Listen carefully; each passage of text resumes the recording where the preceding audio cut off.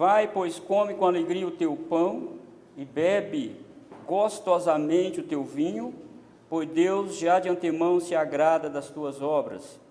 Em todo tempo sejam alvas as tuas vestes, e jamais falte o óleo sobre a tua cabeça. Goza a vida com a mulher que amas, todos os dias de tua vida fugaz, os quais Deus te deu debaixo do sol, porque esta é a tua porção nesta vida, pelo trabalho com que te afadigaste debaixo do sol. Tudo quanto te vier à mão para fazer, faze-o conforme as tuas forças, porque no além para onde tu vais, não há obra, nem projetos, nem conhecimento, nem sabedoria alguma. Um aluno na Inglaterra de medicina estava terminando o seu curso e já estava na prática. O professor levou-lo até o necrotério e disse: hoje nós vamos abrir um ser humano e nós vamos ver o que está lá dentro. Você precisa conhecer os órgãos do ser humano e ver. O aluno, diz a reportagem, que muitos alunos ficaram trêmulos, tiraram lá o corpo e começaram a abri-lo. Um deles ficou muito emocionado, tirando órgão por órgão, colocando para fora, estudando junto com seu professor, e ele disse o seguinte: isso é a vida humana? É nisto que resume a vida do homem? Esses órgãos todos mortos, pálidos até, a pele está aqui pálida, é isto que é o homem, professor? É isto que é o homem. Irmãos, o ser humano é capaz de empreender grandes coisas. O ser humano consegue construir coisas belíssimas. Ele consegue tirar do lixo, fazer do lixo coisas magníficas. Mas quando vem a morte, acabou aquilo ali. Passou. Agora, quem assiste ou assistiu à série Dr. House, percebe como é complexo o ser humano, o corpo humano. Dr. House, nessa série, é um guru da medicina. Ele consegue dar diagnósticos precisos de todas as doenças que chegam lá no hospital onde ele trabalha. Ele lidera uma equipe de 4 médicos. Ele é muito focado naquilo que ele faz. Nesta série, Dr. House não se dá ao divertimento. Quando ele sai do hospital, ele vai para casa, coloca o fone no ouvido, ouve aquelas músicas antigas e depois volta para o hospital. Ele é muito frio, praticamente não demonstra emoções, praticamente não. Na sua equipe tem uma jovem médica muito linda, que declarou seu amor por ele, mas Dr. House não se joga aos prazeres e amor das mulheres. Ele disse: não, eu estou aqui para ensinar vocês a medicina e salvar quanto mais de vidas que nós pudermos salvar. Mas o Eclesiastes aqui, irmãos, ele nos leva na outra direção. Talvez Dr. House precisava ler Eclesiastes, Dá uma lida em Eclesiastes, precisa ler. E ele tem nos mostrado que a vida aqui é muito difícil, é muito penosa, nós passamos por muitas dificuldades.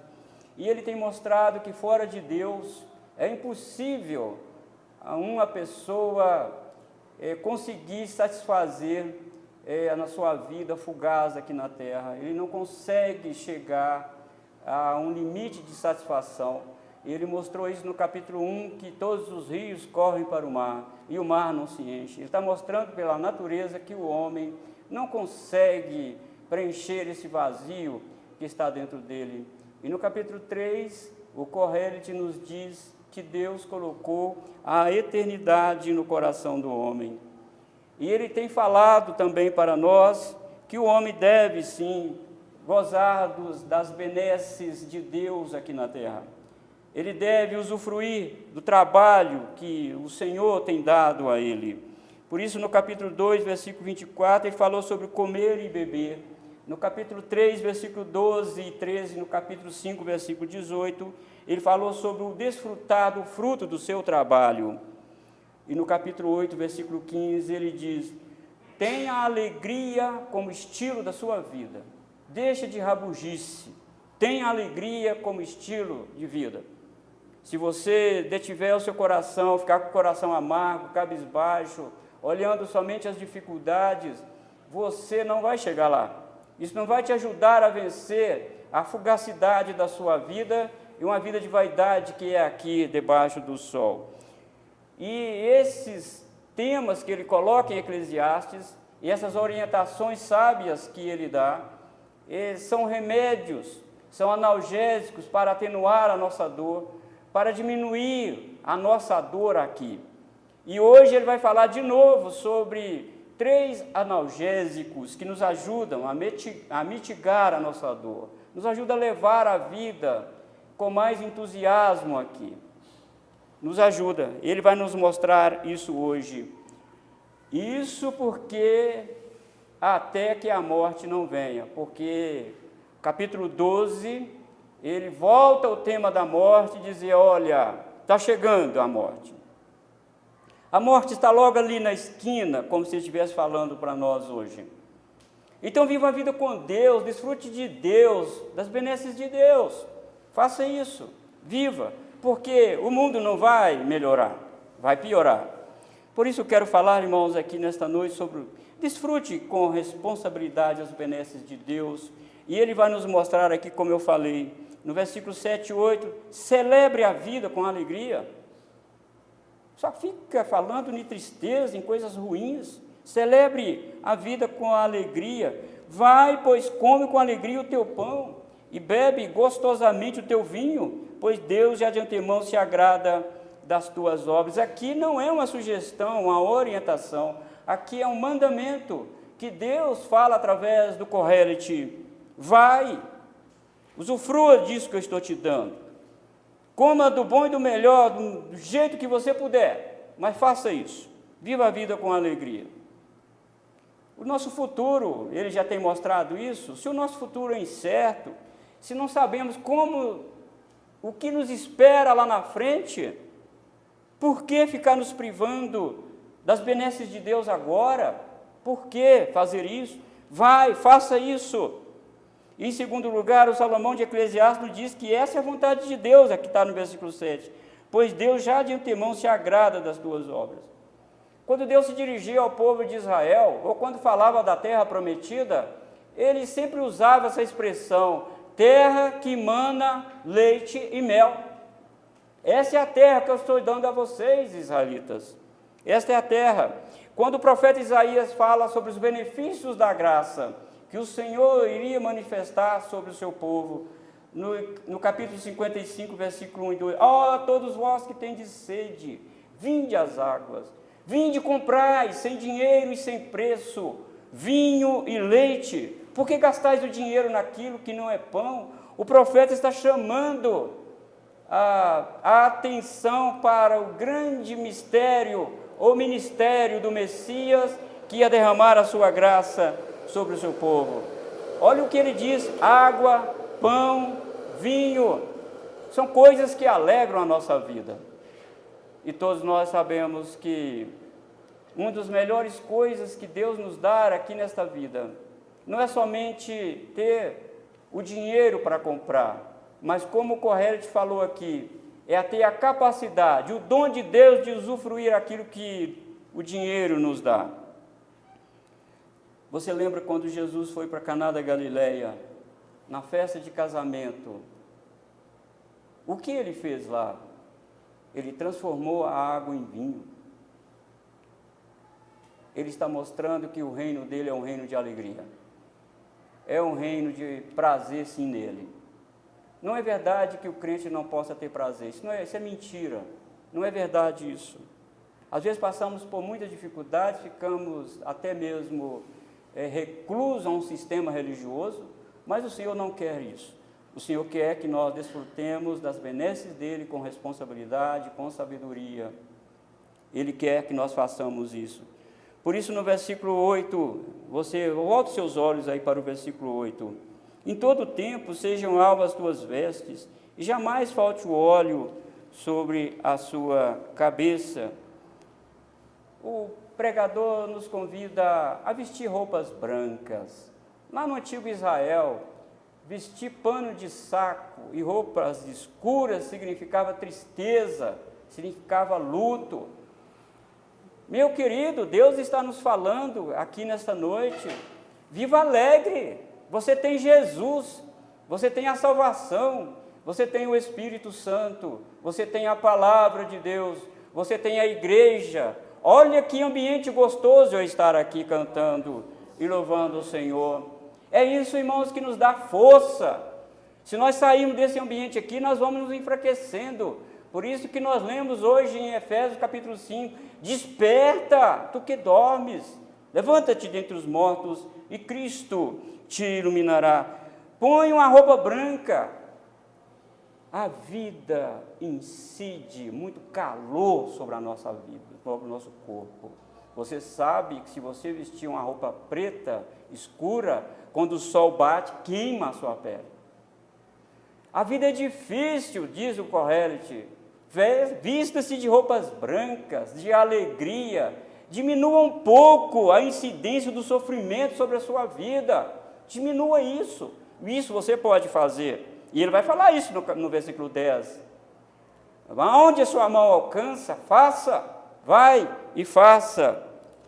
Mas não é somente vestes brancas que o Kohelet está falando para diminuir a incidência do calor da vida, do sofrimento sobre nós. Mas ele está falando também do óleo precioso, do óleo sobre a nossa cabeça. Que esse perfume, que essa alegria, que essa altivez invada a vida das pessoas, irradia como perfume irradia. Oh, meus irmãos, nós somos crentes em Jesus Cristo.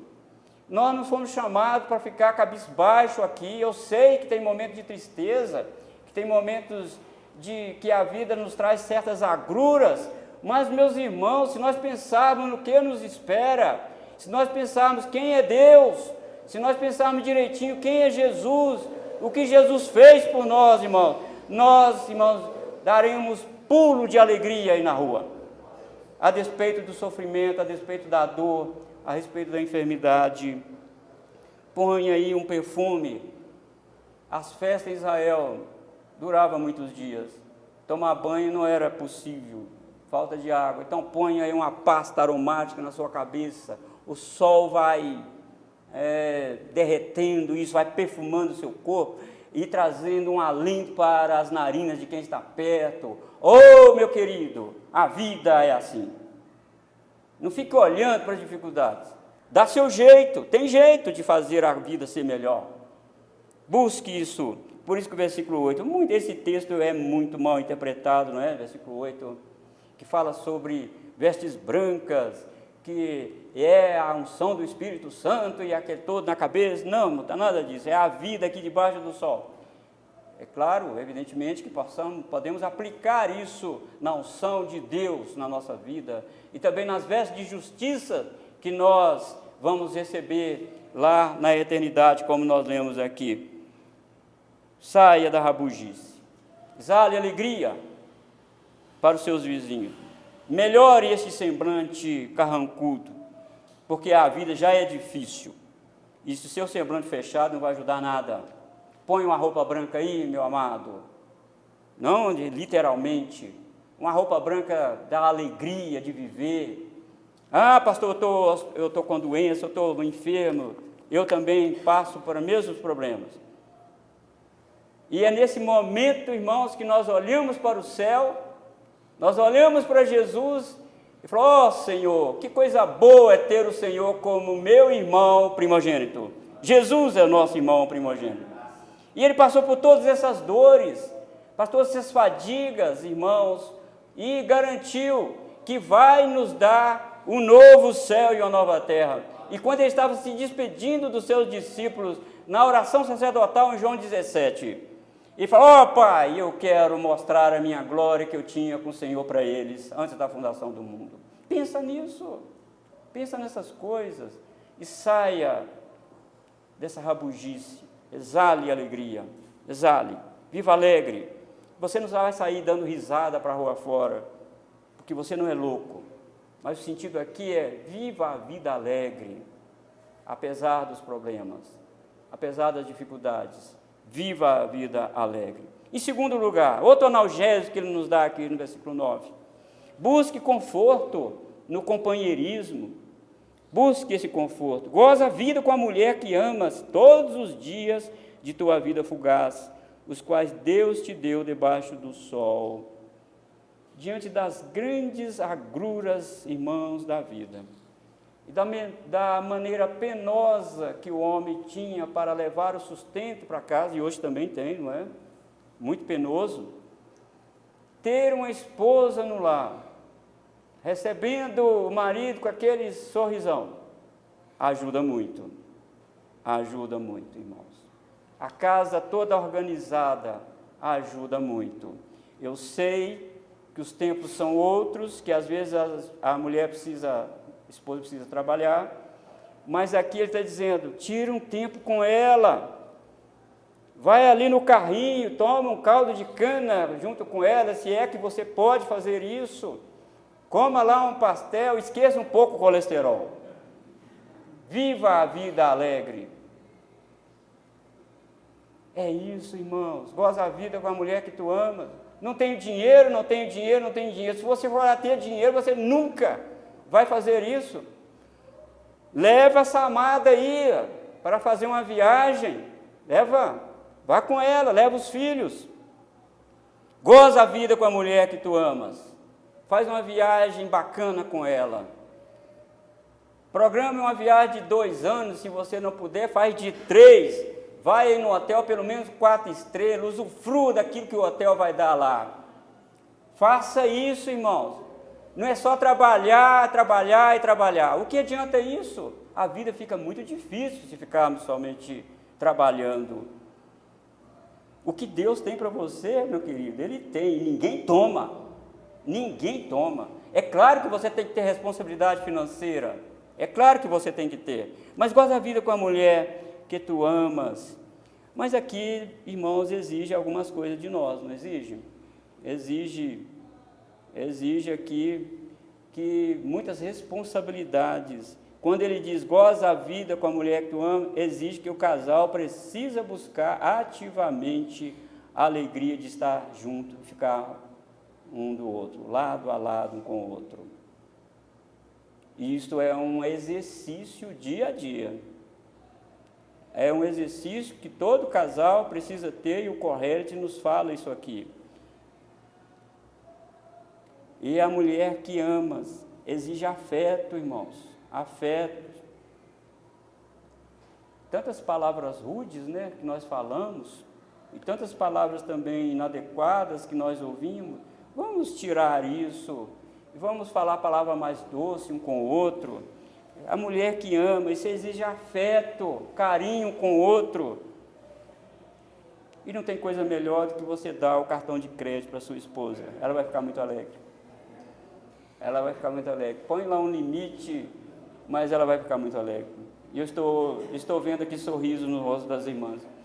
Vai ficar muito alegre. Né, Jefferson? Vai ficar alegre.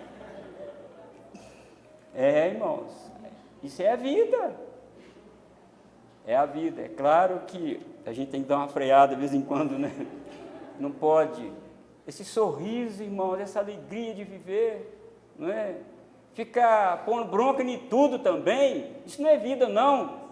O Senhor quer, irmãos, que nós usufruímos dessas benesses dele. E isso é um grande remédio para atenuar a nossa dor, para mitigar a nossa dor, para neutralizar um pouco a fugacidade da nossa vida aqui. Aí ele está dizendo, da tua vida fugaz, aproveite agora. O que ele está falando aqui da tua vida fugaz? Você vai morrer. Daqui a pouco você está sepultando a sua esposa, ou a sua esposa sepultando você. A tua vida é fugaz. Não dura muito tempo aqui na terra, não. Não dura, não. Para quê, irmãos? Tenha o básico na sua casa, uma casa boa para morar, aconchegante, e viva a vida. Não é da minha conta, mas inclusive programe até a quantidade de filhos, né? Isso para ajudar a gente viver a fugacidade, vencer a fugacidade da vida, viajar, conhecer coisas lindas. Não precisa ser no exterior não, no Brasil. Talvez você não conheça 1% de Minas Gerais. Eu não conheço nem 1% de Minas Gerais. Tão belo que é. Mas estou mudando essa rotina minha. Tem que andar, tem que sair, tem que viajar. Não é só igreja, não é só trabalho. Precisa. Eu vou ficar muito alegre se eu souber que o casal foi junto aí. Ó, pega esses meninos, minha tia, fica com eles aí que eu vou sair com a minha esposa, nós vamos viajar. Vai ser ótimo, muito bom. Isso ajuda, irmãos. Goza a vida com a mulher que tu ama. Saia dentro de 4 paredes. Vai fazer alguma coisa. Isso ajuda, irmãos, vencermos. Terceiro lugar, versículo 10. Outro remédio que ele nos dá aqui. Abandone o pessimismo e a indolência. Abandone isso. Não fique parado observando o vento. Não fique olhando para as dificuldades. Não cruze os braços. Estique esse braço até onde ele der. Não meça a sua força com a do outro. Faça tudo conforme a sua capacidade. Eu quero pedir licença ao irmão, não vou dizer o nome dele, ele está aqui, mas eu estava fazendo a visita à casa dele, ele me mostrou a sua casa, eu fiquei, irmão, com meu coração radiante, muito radiante. E ele me mostrou a sua casa. Olha, pastor, fui eu que fiz, isso aqui fui eu que fiz, isso aqui eu fiz instalação elétrica, eu que fiz isso, e ficou um primor, irmãos. Ficou muito bacana, muito bonito. É difícil homem desse jeito hoje, é muito difícil, que faz tudo, é muito difícil. Mas eu agradeci a Deus pela vida dele, a vida desse casal. Vai, faça, dá para fazer. Estica o braço aí, é isso que ele está falando no versículo 10. Tudo quanto te vier a mão para fazer, faze-o conforme te vier, faze conforme as tuas forças. Dá para dar um passo a mais, dá para ir mais um pouco. Aproveite, faça. É isso, irmãos. Abandone aí o pessimismo. Eu não consigo fazer, eu não consigo. Ah, e se, tira esse si, tira esse negócio, esse si da sua vida, vá em frente, dê o seu melhor, presbítero, dê o seu melhor, diácono, dê o seu melhor, equipe de louvor, dê o seu melhor, pastor, pregue o seu melhor sermão, é isso que a palavra de Deus nos orienta nesta noite. Cante com galhardia, cante com entusiasmo, cante com amor. Cante, não fica abrindo a boca parecendo que está perdendo o fôlego, não, cante com muita alegria, aproveita as oportunidades que Deus te dá, é tudo quanto vier à tua mão para fazer, faze-o segundo a sua força, usa a sua força, sua habilidade. Deus pode te dar um insight, irmãos, Deus pode te dar uma luz, e Ele dá, e eu tenho certeza que Ele dá.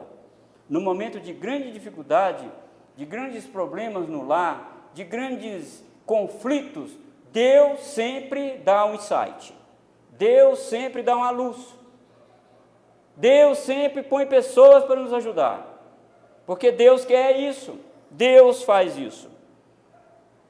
Eu quero falar sobre a jovem judia Hadassah, que nós chamamos de Hadassah. Essa menina, junto com seu tio Mordecai, lá na Pérsia, Deus deu uma luz para ela, um insight, Deus deu para ela. A Vasti, que era rainha do rei, desobedeceu o rei e foi deposta. Deus, como se estivesse fazendo assim, olha, abri a porta, agora você entra. O nome dela era Esther, né? Na verdade o nome dela era Hadassah, judia, e foi mudado para Esther.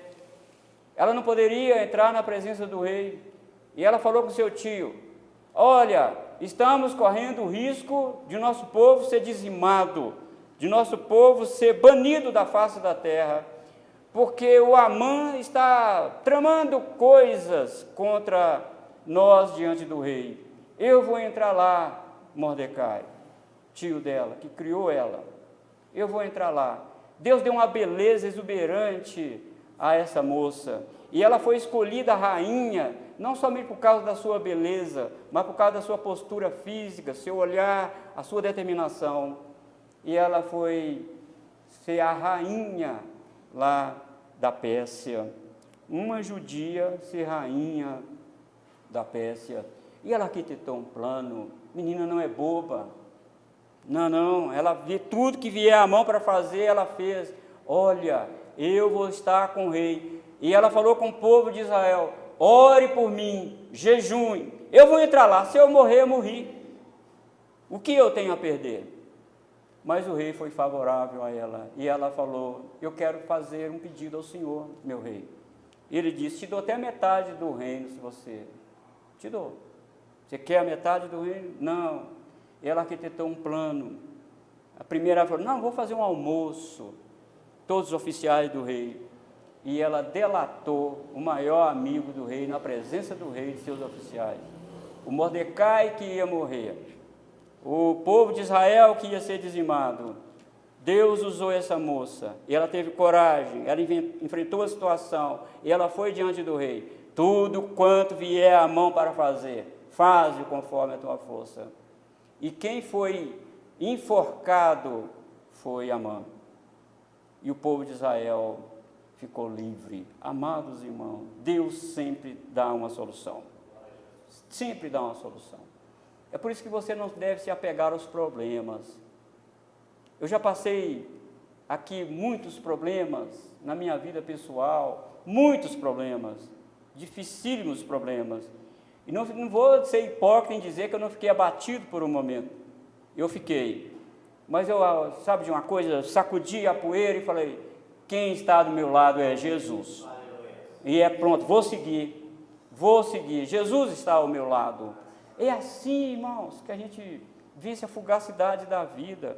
Então você viu aí, irmãos, que esses remédios que Deus, na sua misericórdia, orientou o escritor sagrado para nos falar aqui nesta noite.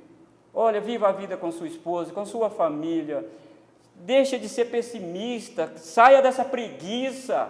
Vai, faça algo mais, dê um passo a mais, vai, Deus está contigo. Deus nunca chamou irmão preguiçoso para a sua obra. Nunca vi na Escritura Deus chamando o profeta medroso e preguiçoso. Nunca vi isso na Escritura. Deus sempre chamou pessoas destemidas, pessoas que enfrentam a situação, sempre. Mas aqui, irmãos, à luz do Novo Testamento, o que esse texto pode também nos ajudar mais aqui, à luz do Novo Testamento? Você viu aí no verso 7, que ele fala dos prazeres que o comer e o beber nos proporcionam. Agora, irmão, quando estamos junto aqui com os irmãos, quando estamos no primeiro domingo do mês junto, tomando a ceia do Senhor, comendo e bebendo o cálice da nossa redenção, irmãos, comendo, participando, nos apropriando dos benefícios da graça, que coisa prazerosa, nutritiva para a nossa vida, irmãos. Oh, quantas pessoas não comem e bebem junto com os irmãos aqui. Quantos se afastaram? Nós precisamos acoplar esse texto de Eclesiastes com a ceia do Senhor, com o nosso congraçamento aqui mesmo na igreja, nesse momento de alegria que nós temos aqui na igreja depois do culto, conversar um pouco, comer alguma coisa junto, mas mais importante aqui, irmãos, é estar participando do sacramento da ceia do Senhor. E quando nós estamos fazendo isso, nós estamos ensaiando para as bodas do Cordeiro que nós vemos aqui. Bem-aventurados aqueles que são chamados à ceia das bodas do Cordeiro. Ah, vai ter uma chamada, vai ter um livro lá, o livro da vida. Entra, você pode entrar, e aquele cujo nome não está escrito no livro da vida, não vai entrar para cear junto com Jesus. Que tristeza, irmãos. Que desespero para esta pessoa. Corrélide também falou sobre vestes brancas e óleo da alegria, símbolo de festa, símbolo de alegria para o povo de Deus. Mas o Novo Testamento nos diz que o Senhor nos ungiu com seu Espírito e que nos deu as vestes brancas, as vestes da justiça de Cristo. Por isso, em Apocalipse 7, versículo 9, João relata que ele olhou e viu uma grande multidão, vindo de todas as tribos, povos, línguas e nações, entrando no céu com vestes brancas e com palmas nas mãos, palmas de vitória, irmão, as vestes da justiça de Jesus. Oh, que dia glorioso vai ser, irmãos, esse dia para nós. Conhecer aqueles irmãos que séculos viveram antes de nós, que viveram a vida com Deus, e nós sentarmos à mesa junto com Jesus, com aquele sorriso de Jesus, que eu tenho certeza que Ele vai nos dar aquele sorriso de bem-vindo. Viva a vida, é isso. Levante a sua cabeça, olhe para Jesus. E no versículo 10 também, irmãos, o Corrélide nos encoraja ao trabalho diligente aqui nesta vida. Mas o trabalho que mudou a minha vida e a sua vida foi o trabalho, a obra de Jesus Cristo. Ele mudou a minha vida e mudou a sua também. No capítulo 4 de João, os discípulos estavam preocupados se Jesus ia comer e não comer. Eles saíram para comprar alguma coisa e Jesus foi para a banda de Sinear. Aí ele encontra aquela mulher samaritana, ele começa a conversar com ela e depois ela vai embora. E antes dela sair, os discípulos estão chegando com alimento e eles ficaram assim um pouco preocupados. Jesus conversando com essa mulher, principalmente samaritana, e os discípulos até aquele momento eram muito preconceituosos com os samaritanos, principalmente uma mulher samaritana. Aí, mestre, trouxemos comida para o Senhor, come. Ele vira para os discípulos e diz: uma comida tenho para comer, do qual vocês não sabem. A minha comida é fazer a vontade daquele que me enviou e realizar a sua obra. E a obra que Jesus Cristo realizou está lá na cruz, tetelestai, está consumado, Pai.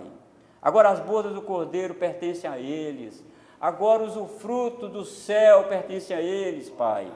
Oh, irmão, se você pensar desta forma, e não é só pensar, porque há a revelação das Escrituras Sagradas para nós vamos enfrentar, sim, todo tipo de problema, qualquer situação, vivendo de olhar altaneiro e sobrancelho, olhando para Jesus, autor e consumador da nossa fé. Jesus, irmãos, é isso para nós. Saia daqui hoje com uma nova mentalidade, vivendo a vida que o Senhor te deu.